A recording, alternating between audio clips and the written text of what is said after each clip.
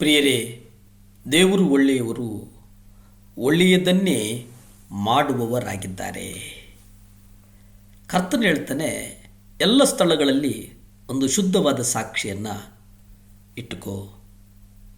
ಮಲಾಕ ಪತ್ರಿಕೆ 1ನೇ ಅಧ್ಯಾಯ 11ರಲ್ಲಿ ನಾವು ನೋಡ್ತೇವೆ, ಸೂರ್ಯೋದಯವು ಮೊದಲುಗೊಂಡು ಅದರ ಅಸ್ತಮಾನದವರೆಗೂ ನನ್ನ ಹೆಸರು ಅನ್ಯ ಜನಾಂಗಗಳಲ್ಲಿ ಘನವಾಗಿರುವುದು.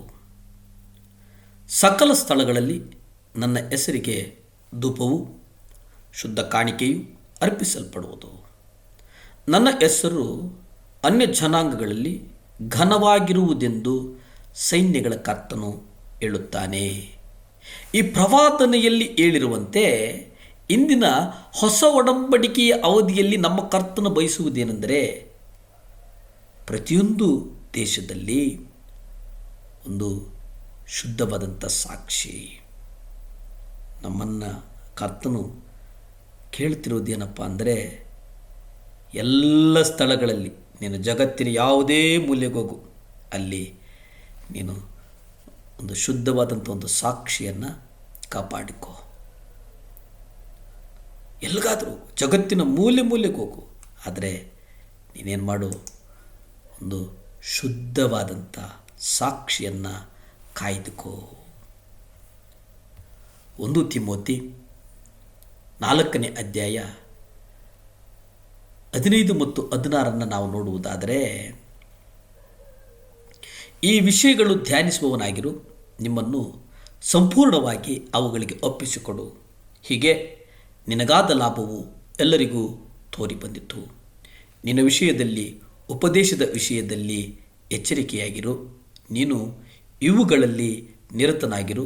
ಹೀಗೆ ಮಾಡುವುದರಿಂದ ನೀನು ನಿನ್ನನ್ನು, ನಿನ್ನ ಉಪದೇಶ ಕೇಳುವವರನ್ನು ರಕ್ಷಿಸುವಿ. ಇಲ್ಲಿ ಒಂದು ಖಚಿತತೆಯನ್ನು ಹೇಳ್ತಾ ಇದ್ದಾರೆ. ಅದು ಏನಪ್ಪ ಅಂದರೆ, ಮೊದಲು ನೀನು ನಿನ್ನ ವಿಷಯದಲ್ಲಿ ಎಚ್ಚರಿಕೆಯಾಗಿರು. ಪೌಲನು ತಿಮೋಥೆಯನಿಗೆ ಬರೀತಾನೆ, ಮೊದಲು ಏನು ಮಾಡು, ನಿನ್ನ ವಿಷಯದಲ್ಲಿ ನೀನು ಎಚ್ಚರಿಕೆಯಾಗಿರು. ಶರೀರ ಆತ್ಮಗಳ ಕಲ್ಮಶಗಳನ್ನು ತೊಲಗಿಸಿಕೋ. ಅದರ ಜೊತೆಗೆ ತಮ್ಮನ್ನು ಶುಚಿ ಮಾಡಿಕೊಳ್ಳುವುದರಲ್ಲಿ ಯಥಾರ್ಥರಾಗಿ ದೇವ ಭಯದಿಂದ ಕೂಡಿರುವುದು ಬಹಳ ಮುಖ್ಯ. ಕರ್ತನು ಬಹಳ ಸ್ಪಷ್ಟವಾಗಿ ಹೇಳ್ತಾನೆ, ಇವೆಲ್ಲ ವಾಗ್ದಾನಗಳು ನಮಗೆ, ಎಲ್ಲ ವಾಗ್ದಾನಗಳು ನಮಗಾಗಿ ಬರೆಯಲ್ಪಟ್ಟಿವೆ ಅನ್ನುವಂಥದ್ದನ್ನು ನಾವು ನೋಡಬೇಕಾಗ್ತದೆ. ಉತ್ತಮವಾದಂಥ ಜ್ಞಾನ, ವಾಕ್ಚಾತುರ್ಯ, ಆತ್ಮಿಕ ವರಗಳು ಇವೆಲ್ಲವೂ ಸಹ ನಿನಗಿದೆ. ಆದರೆ ಇವೆಲ್ಲವೂ ಇದ್ದರೂ ಶತ್ರುವಿನ ಕುತಂತ್ರವನ್ನು ತೋರಿಸುವುದರಲ್ಲಿ ಇವು ಉಪಯೋಗಕ್ಕೆ ಬರೋದಿಲ್ಲ.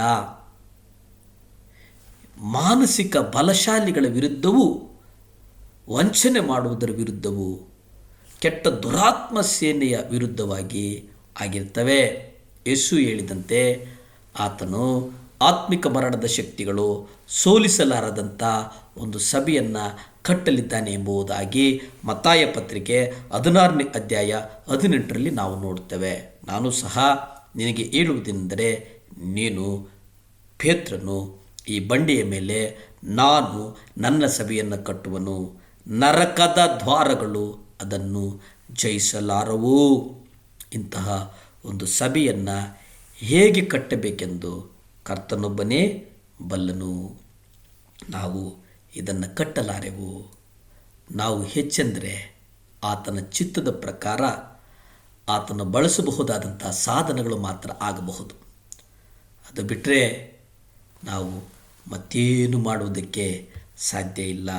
ಯೆಶಾಯ ಪತ್ರಿಕೆ 9ನೇ ಅಧ್ಯಾಯ 6ರಲ್ಲಿ ನಾವು ನೋಡುತ್ತೇವೆ, ಒಂದು ಮಗು ನಮಗಾಗಿ ಹುಟ್ಟಿದೆಯಷ್ಟೇ, ಆ ಮಗನು ನಮಗೆ ಕೊಡಲ್ಪಟ್ಟಿದ್ದಾನೆ, ಆಡಳಿತವು ಆತನ ಬಾಹುವಿನ ಮೇಲಿರುವುದು. ಅದ್ಭುತ ಸ್ವರೂಪನು, ಆಲೋಚನಕರ್ತನು, ಪರಾಕ್ರಮಿಯಾದ ದೇವರು, ನಿತ್ಯನಾದ ತಂದೆ, ಸಮಾಧಾನದ ಪ್ರಭು ಎಂದು ಆತನ ಹೆಸರು. ಪ್ರಾರ್ಥಿಸಿಕೊಳ್ಳೋಣ. ಭೂಮಿ ಆಕಾಶಗಳನ್ನು ಉಂಟು ಮಾಡಿದಂಥ ಸರ್ವಶಕ್ತನಾದಂಥ ದೇವರೇ ಸ್ತೋತ್ರಪ್ಪ. ನೀವು ನಿತ್ಯ ತಂದೆ ಸ್ವಾಮಿ, ಸಹಾಯ ಮಾಡು ದೇವರೇ. ಯಾರ್ಯಾರು 7 ಲ್ಯಾಂಪ್ ಚಾನಲ್ ನೋಡ್ತಾ ಇದ್ದಾರೆ ಸ್ವಾಮಿ ದೇವರೇ, ಅವ್ರಿಗಿರ್ತಕ್ಕಂಥ ಈ ಸಮಸ್ತವನ್ನು ನಿಮ್ಮ ಕರಗಳಿಗೊಪ್ಪಿಸಿ ಪ್ರಾರ್ಥಿಸ್ತೇನೆ ದೇವರೇ. ನಿಮ್ಮ ರಕ್ತ ಚೆಲ್ಲಲ್ಪಡಲಿ ಸ್ವಾಮಿ.